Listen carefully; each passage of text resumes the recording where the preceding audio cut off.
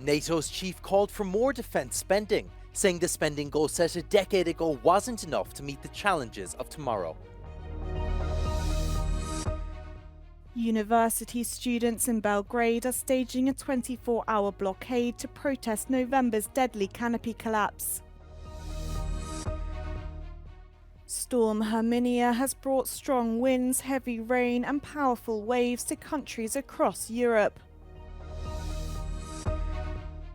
Israel claims to have killed 2 Hamas members in a strike in the West Bank city of Tulkarem.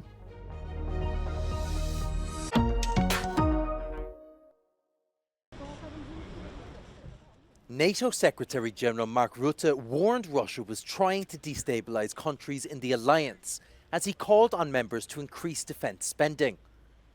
Rutte spoke at a joint briefing alongside Portuguese Prime Minister Luís Montenegro as he visited Lisbon on Monday. We also know that the goal of 2%, now set a decade ago, will not be enough to meet the challenges of tomorrow. The threat from Russia may seem distant, but let me assure you, it is not. Russian ships and long-range bombers menace the Portuguese coast. Portugal's vital undersea infrastructure is squarely in Russia's sights.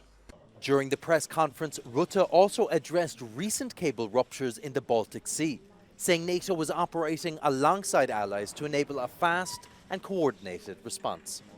Ao lado do secretário-geral da NATO, o primeiro-ministro português, Luís Montenegro, manteve o compromisso de atingir a meta dos 2% do PIB em defesa em 2029. Mark Rutte avisou que esta meta, estabelecida há uma década, já não será suficiente para dar resposta aos desafios futuros da NATO. Luís Montenegro também mostrou a abertura do governo para antecipar este calendário, mas disse que deve haver uma concertação europeia no que diz respeito ao investimento em defesa. Joana Mourão Carvalho, para a Euronews, em Lisboa. University students are staging a 24-hour blockade in the Serbian capital of Belgrade in protest against a deadly canopy collapse that killed 15 people in November.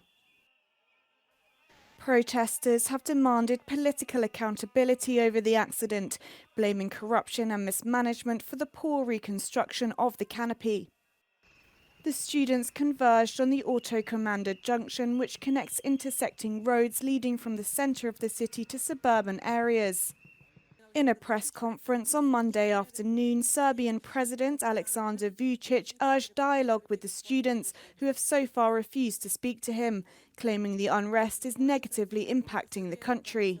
Što se dešava odražava se i na naš ugled i poziciju u svetu. Nama bilo kakvo opstajanje i postojanje krize, političke bilo kakve, pravi ozbiljan problem u ekonomskom napredovanju zemlje. The government has taken steps to address some of the students' demands, including declassifying certain documents related to the Novi Sad collapse, which occurred shortly after the station was renovated by Chinese state companies.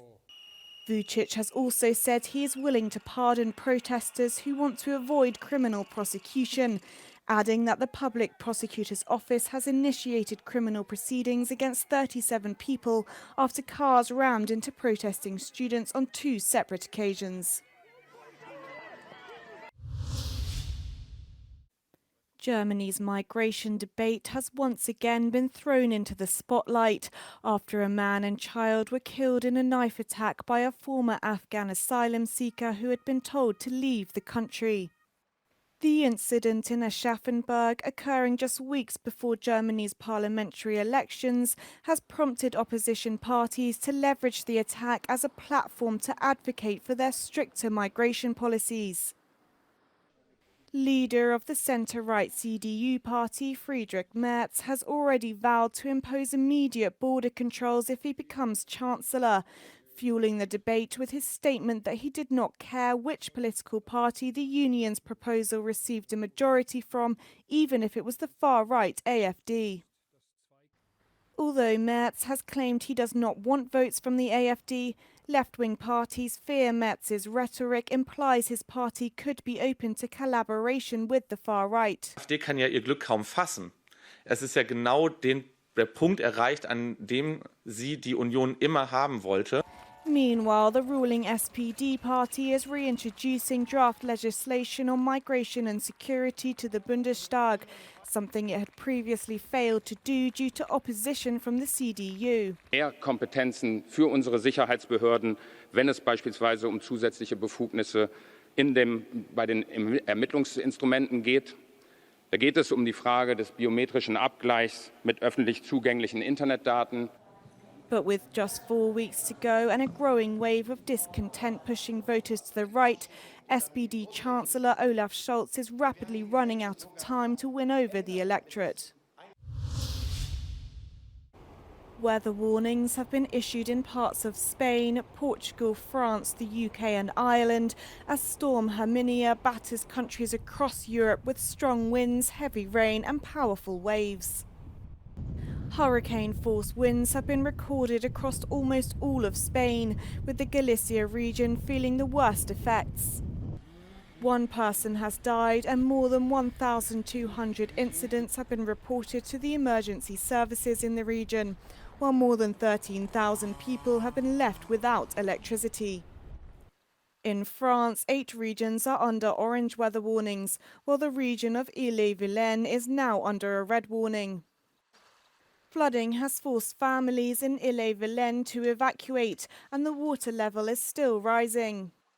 Là, ce qu'on va faire tout de suite, c'est qu'on va encore surélever, parce que s'ils annoncent que ça va monter, donc on va encore remettre des parpaings encore pour sauver les meubles. Meanwhile, in the UK, Devon and Cornwall remain under a yellow weather warning and more than 1,000 properties in the southwest are still without power. Holocaust survivors warned of rising anti-Semitism as they gathered in southern Poland to commemorate the 80th anniversary of the Auschwitz-Birkenau death camp. Given the age and frailty of the survivors, some believe it could be the last time they met at the site to mark the day Soviet troops liberated the camp. The organisers therefore decided to make the survivors the central focus and asked politicians not to speak on stage. We have an obligation not only to remember, which is very, very important, but also to warn and to teach that hatred only begets more hatred, killing more killing. Many of the speakers warned the audience about the dangers of rising anti-Semitism, saying it was such hatred that led the Nazis to kill millions of Jews in World War II. German President Frank-Walter Steinmeier criticised recent remarks made by billionaire Elon Musk, who denounced Germany for putting too much focus on past guilt at an AfD election rally over the weekend. Steinmeier said that Auschwitz stood for murders planned and meticulously prepared by Germans, which the nation does not forget.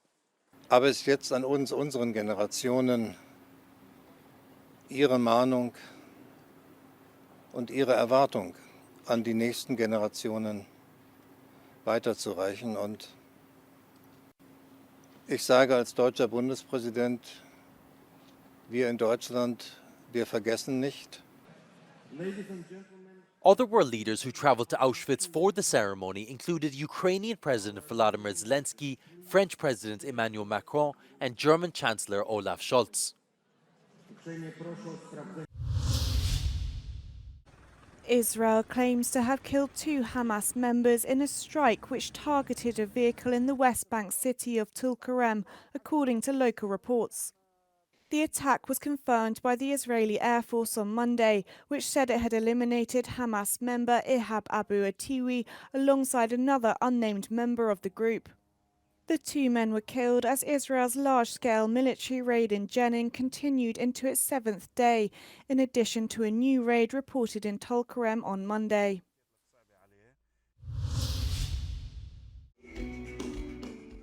For 33 years, the Grand Christmas Charity Orchestra has united Poles in a common cause, collecting hundreds of millions in medical relief to bring help to those who need it the most. Widzę radość ludzi, dobrą zabawę i po prostu cieszę się z tego, że taka impreza odbywa się cyklicznie co roku od 33 lat u nas w Polsce. It is thanks to this initiative that many Polish hospitals have been able to receive funding for life-saving medical equipment. Myślę, że warto pomagać. Ja jestem po wypadku i jak się obudziłem po wypadku, to pierwsze co zobaczyłem maszynę z serduszkiem. I od tamtego czasu powiedziałem, że jak tylko będę mógł, to z miłą chęcią będę chodził i zbieram. Już jest 6. raz. Donors receive heart stickers in return for their donations. This year's campaign involves hundreds of thousands of volunteers in Poland and abroad in 23 countries. Stwierdziłam, że trzeba jakoś przyciągnąć te pieniążki do siebie. Jest dużo wolontariuszy. Z dziećmi się przebraliśmy, żeby też jak najwięcej do tych puszek uzbierać. Widzę te sprzęty w szpitalach. Moje dzieci jak się rodziły też korzystały ze sprzętów orkiestry. The Grand Christmas Charity Orchestra is not only about street collections. It consists of concerts, workshops and fairs. Wszyscy chcemy pomagać po prostu. Widzę mnóstwo sprzętu w szpitalach, który właśnie zafundowała orkiestra. Także od 33 lat pomagam. Wielka Orkiestra Świątecznej Pomocy wpisała się w polską kulturę, a czerwone serduszka stały się symbolem wsparcia dla osób potrzebujących. Co roku w akcji udział biorą celebryci, politycy oraz osoby z różnych środowisk. Organizatorzy liczą, że tak jak w poprzednim roku, tak i w tym uda się pobić kolejny rekord. Wyniki poznamy w marcu. Dla Euronews Mateusz Jaroński, Warszawa. Euronews. The news